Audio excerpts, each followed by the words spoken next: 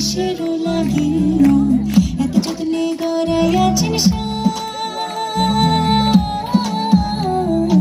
এই যে দুনিয়া, এই যে দুনিয়া কিসেরও লাগে না, এত যত্নে গড়াই আছেন এই যে দুনিয়া।